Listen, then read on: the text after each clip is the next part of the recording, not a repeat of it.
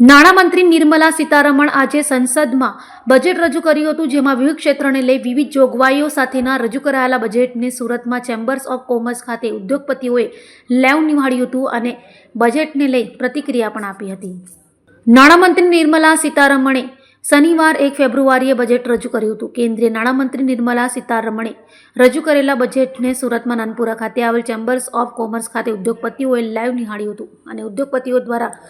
કેન્દ્રીય નાણામંત્રી દ્વારા રજૂ કરાયેલા બજેટ પર ચર્ચા કર્યા બાદ પોતાની પ્રતિક્રિયા પણ અપાઈ હતી.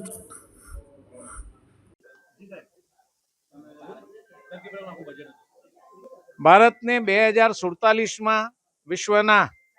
સૌથી વિકસિત રાષ્ટ્ર તરફ દોરી જનારું આ બજેટ આજે જ્યારે આદરણીય પ્રધાનમંત્રી નરેન્દ્રભાઈ મોદીના નેતૃત્વ હેઠળનું મોદી સરકાર 3.0નું જ્યારે આદરણીય વિત્તમંત્રી નિર્મલાજી સીતારામને સતત 9મું બજેટ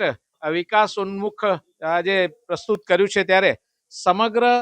દેશની સાથે સાથે આ દેશના સૌથી વધારે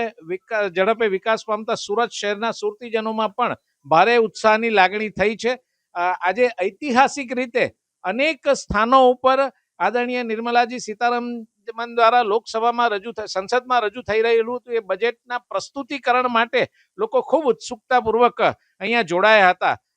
સધન Gujarat chamber of commerce and ઇન્ડસ્ટ્રીઝના સમૃદ્ધિ હોલ ખાતે ભારતીય જનતા પાર્ટી સુરત મહાનગરના સથવારે આ કાર્યક્રમનું આયોજન કરવામાં આવ્યું હતું, જેમાં ભારતીય જનતા પાર્ટી સુરત મહાનગરના આદરણીય અધ્યક્ષ શ્રી પરેશભાઈ પટેલ અને સુરત મહાનગરપાલિકાના ચેરમેન સુરત મહાનગરપાલિકાના મેયર શ્રી દક્ષેશભાઈ માવાણી અને ચેરમેન શ્રી રાજનભાઈ પટેલની ઉપસ્થિતિમાં અનેક મિત્રો સાથે આ શહેરના ઉદ્યોગપતિ અને વેપારીઓ તથા અન્ય સામાન્ય જે કંઈ સર્વિસ સેક્ટર સાથે જોડાયેલા આગેવાનો છે એ તમામની ઉપસ્થિતિમાં આ પ્રસ્તુતિકરણ થયું હતું. આજે જે જાહેરાતો કરવામાં આવી એ જાહેરાતો સૌના માટે પ્રોત્સાહક બની હતી. બહેનો માટે અનેક યોજનાઓ જે જાહેર કરી, સહકારી ક્ષેત્ર માટે, કિસાનો માટે આ યુવા શક્તિ બજેટ છે ને યુવાનો માટે પણ અનેક યોજનાઓ કરી. આગામી સમયનું વિચાર કરીને એઆઈ માટેની પણ યોજનાઓ જ્યારે આજના દિવસથી શરૂ કરી છે, આ બજેટમાં સમાવિષ્ટ કરી છે, ત્યારે સેમિકન્ડક્ટર મિશન 2.0નું ફરીથી એક વખત આગળ વધારવાનું જ્યારે જાહેરાત કરી છે, ત્યારે આ સૌથી વધારે પ્રોત્સાહક બજેટ છે. સુરતને પણ ડાનકુન સાથે જળમાર્ગથી જોડવાનું અનેક નવા હાઈ સ્પીડ રેલ કોરિડોર છે એની પણ જ્યારે જાહેરાત કરવામાં આવી છે, ત્યારે મને લાગે છે કે